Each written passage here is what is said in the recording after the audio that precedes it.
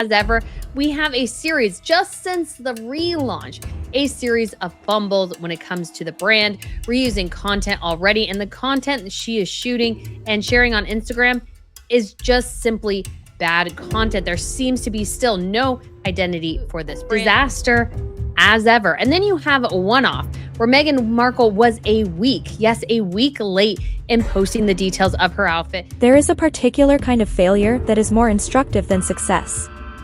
The kind that happens not because of bad luck or impossible circumstances or forces beyond anyone's control, but because of choices, specific, avoidable, baffling choices made by someone with every resource imaginable at their disposal. Meghan Markle's business ventures in the spring of 2026 represent exactly that kind of failure. And the details, when you lay them out carefully, tell a story about judgment, about brand identity, about the gap between aspiration and execution, that is almost impossible to look away from. Let us start with As Ever. Because As Ever, Meghan's lifestyle brand, relaunched in May with considerable fanfare and considerable investment, has had a week that should have been a triumph and has instead been a masterclass in what not to do. The relaunch itself arrived with all the ceremony that the Sussex communications operation could muster. A new aesthetic, new imagery, a renewed push across social media. I know it sounds weird, but I want you notice that color red, you notice that white lettering, you notice that font, and you know that's an RNN video. I don't have to do much else because...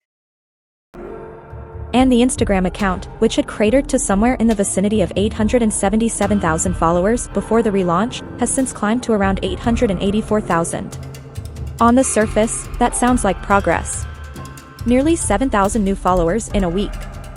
But when you examine what actually drove that growth, the picture becomes considerably less impressive. Nothing in the relaunched content is genuinely new. There are no new products. There is no new direction. There is no compelling reason for someone who is not already following the account to suddenly decide that this is the brand they want in their life. 7,000 new followers following a high-profile relaunch, in a media environment where the name Meghan Markle still generates enormous traffic, is not a success story. It is, by any honest measure, a disappointment. And then there is the content itself. Because the imagery that As Ever has been posting since the relaunch is, to put it plainly, bad. Not slightly below average. Not in need of a few small adjustments. Genuinely, inexplicably bad for a brand that has had millions of dollars poured into it and has access to professional photographers, professional stylists, and professional marketing consultants. The product photography is dark and shadowed in ways that make the items look unappealing rather than aspirational. One image, apparently intended to sell honey, featured a tablecloth competing with at least 6 different colors, a burnt croissant that looked nothing like the light and flaky pastry that croissants are supposed to be, flowers that appeared to be wilting, and a visible assistant reflected in the shot who had somehow survived the editing process without being removed. The honey itself, the product the image was supposedly designed to sell, was barely visible. A basic rule of product photography, show the product, had been violated in an image dedicated to that product. This is not a minor oversight. This is the kind of error that a first-year marketing student would catch. A professional agency reviewing these images before publication would have flagged every single one of these issues. Which raises an uncomfortable question: are these images being reviewed by professionals before they go out? And if they are, why are they going out looking like this? The aesthetic inconsistency compounds the problem. One of the foundational principles of brand building is visual consistency, a coherent look and feel that allows audiences to recognize the brand instantly, without needing to read a name or a caption. The most successful lifestyle brands in the world have achieved this with a discipline that borders on rigidity. Every image, every color palette, every font choice reinforces the same identity. As Ever, a week into its relaunch, is producing imagery that feels like it comes from 3 different brands trying to occupy the same space simultaneously. There is no through line. No signature aesthetic. No moment where you look at an image and think, yes, that is unmistakably As Ever. And then there is the language. Because Meghan's copywriting choices reveal something interesting about how she wants the brand to be perceived versus how it actually lands. The word ritual appears repeatedly: morning tea as a ritual, a candlelit bath as a ritual, quiet moments at a desk as ritual. It is a deliberate choice, designed to elevate ordinary domestic activities into something that feels meaningful and intentional. But ritual is a word that carries weight. It implies commitment, repetition, significance. And applied to a $64 candle or a jar of honey, it reads less as elevation and more as grandiosity.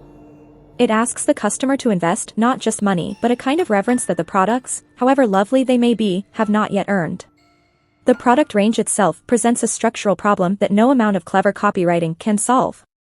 As Ever has tied its entire identity to personal dates and personal milestones, Meghan's wedding anniversary, moments from her own story, references to her own life. It is a strategy that feels personal and warm in the short term. In the long term, it is a trap. Because personal milestones are finite. You can only reference your own wedding so many times before the audience notices that you are mining the same scene repeatedly. You run out of meaningful dates. You run out of genuinely personal stories that have not already been told. And then what? A brand built entirely on self-reference has nowhere to go once the self has been fully referenced. The contrast with how a genuinely expansive brand might approach the same category is instructive. A lifestyle brand built around the world of royalty and history, with its centuries of compelling figures, its endless supply of extraordinary women and dramatic stories and fascinating dates, could sustain an infinite product range.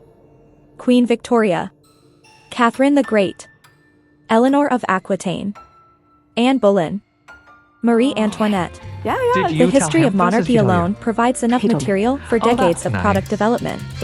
As Ever has chosen instead to look inward, to make Meghan herself the entire universe of the brand's reference points. And that universe, it turns out, is considerably smaller than it appeared. Now let us talk about OneOff.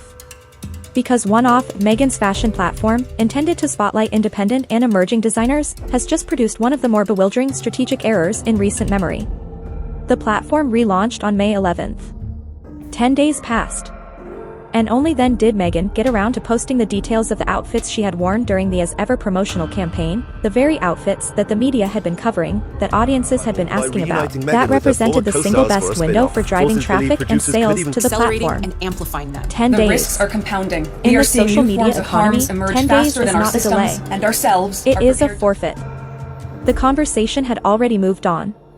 The moment of peak attention had passed. The audience that might have clicked through and purchased had already satisfied their curiosity elsewhere or simply lost interest. Capturing that attention requires moving immediately, within hours, ideally, certainly within 24 hours. Waiting 10 days is not a different approach to marketing. It is the absence of a marketing strategy.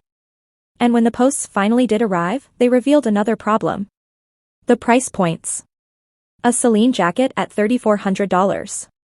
A Logan Hollowell necklace at $62,000. Earrings at $7,000. A bracelet at $8,000. These are not the prices of a brand trying to build a broad audience. These are the prices of a brand that has forgotten who it is supposed to be serving. The Australia tour worked, to the extent that it worked, because some of the pieces were accessible. Mid-range. Things that aspirational shoppers could actually reach for. The current OneOff offerings are not aspirational in that democratizing sense. They are simply expensive in a way that excludes almost everyone. And there is a deeper contradiction buried in all of this. Because Meghan's stated purpose for OneOff was to uplift smaller designers, independent labels, emerging voices, people who were not yet getting the visibility they deserved. It was framed as an act of generosity, of using her platform to shine a light on others. And yet the outfits featured in her As Ever campaign, the very content OneOff was designed to support, are Christian Dior, Chanel, Celine, The Row. These are not emerging designers who need a platform. These are among the most powerful and well-resourced fashion houses on earth.